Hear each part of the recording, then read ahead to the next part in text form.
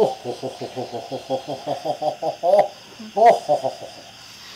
ও জামাই কি হইলো, পেটে ব্যথা উঠছে নাকি?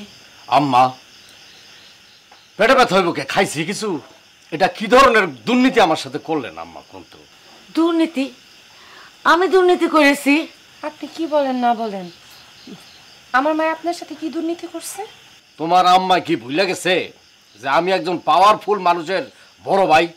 তোমার আম্মা যে দুর্নীতিটা করছে সেইটা হইলো এই মাংসের তরকারির মধ্যে ঝাল দিয়া এটা একটা অন্যায় করছে, আমি যেন খাইতে না পারি। হায় আল্লাহ, তুমি এগুলা কি কও? আমি দুর্নীতি করবো কেন? আমি কি তোমার শত্রু না তুমি আমার শত্রু? আপনি না জীবনেও মানুষ হবেন না। আপনি নিয়ে কোথাও গেলে মান সম্মান আর কিছু থাকে না।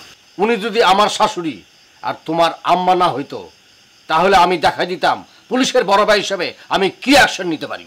হায় আল্লাহ, জামাই হয়ে শাশুড়ির বিরুদ্ধে নাকি অ্যাকশন নিবে? ও মা, তোর জামাইরে তুই খাওয়া, আমি আর খাওয়াইতে পারবো না। কারবারটা দেখছো? আমি একজন জামাই, একটা মাত্র মেয়ের জামাই, খাওয়া উর দিয়ে এইভাবে গেল গা। মানে খালি শাশুড়ি, খালি তোমার মা দেখা তাহলে আমি কৃতি অ্যাকশন নিতাম, এটা কল্পনা করতে পারতো না। খালি আপনি ওই মহিলার মেয়ের জামাই দেখা এমন কেন? আপনি সারা দুনিয়ার মানুষ আপনার সাথে দুর্নীতি করে। হ্যাঁ, আপনি কি সাধু? ভ্যানওয়ালারে আপনি 40 টাকা ভাড়া 20 টাকা ধরাই দিচ্ছেন, কইছেন উনি দুর্নীতি করছে। শাশুড়ি, আপনি ওনারে বলেন ওনার বিরুদ্ধে আপনি অ্যাকশন নেবেন। আপনি তো বড় দুর্নীতিবাজ। আমি বুঝি না, পাওয়ার আপনার ভাইয়ের, আপনারা তো গরম কিসের? খান, আপনি একলা খান। যেমন মা এমন তার মাইয়া, আমার নিজের ভাই, পাওয়ারফুল একজন মানুষ, আর পাওয়ার আমি ধামু না। আমার ভাই মানি তো আমি মানি আমার ভাই, আরো লাগবো না। জীবনে কত 1 লাখ লাগাইছি।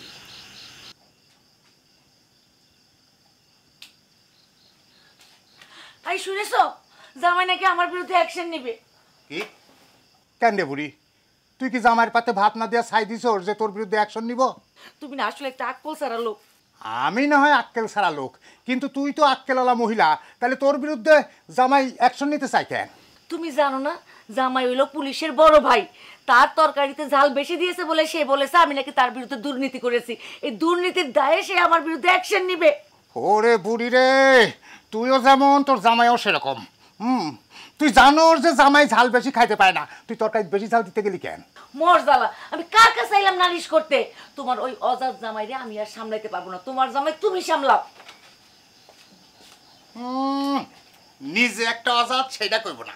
উনি ঝামেলা পাতাইব আর সেইটা আমার মিটাইতে হইব। সকালে তুই খুব রে।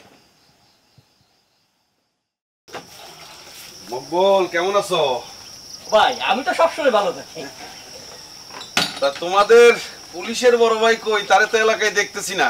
আরে ভাই ওর কথা তুমি কইও না, সকালবেলা দেখলাম পুলিশের বড় ভাই বউ নিয়ে শ্বশুর বাড়ির দিকে যাচ্ছে। ও, তাইলে তো শ্বশুর বাড়িতে গিয়ে বিরাট তোলপাড় ঘটায় ফেলবে। ওরে বাবা তো টর্নেডো ঘটায় দেবে, আরো যেদিক দিয়ে যায় সব তো ভাঙিয়ে ছিঁড়ে চুরমার করে দিয়ে যায়। এই এলাকায় যদি কোনো ঘাউড়া লোক থাকে সেটা হইতেছে মোবারক। একদম ঠিক কথা কইছো ভাই। আরে ভাই ছোট ভাইটারে পুলিশে চাকরি দিয়ে যে কি একটা পাইছে সে, মানে সে পুলিশের বড় ভাই, সব জায়গায় সে এই পাওয়ারটা দেখায় বেড়ায়। আমার কি মনে হয় জানো, মোবারকের মাথায় কোনো ঘিলু নাই। ওই যে গাড়ির ইঞ্জিনের ভেতর মোবিল থাকে না, ওর মাথায় আছে মোবিল। ওরে ভাই মুবারক যখন চেতে কাউরে চেনে না, কি যে কবর।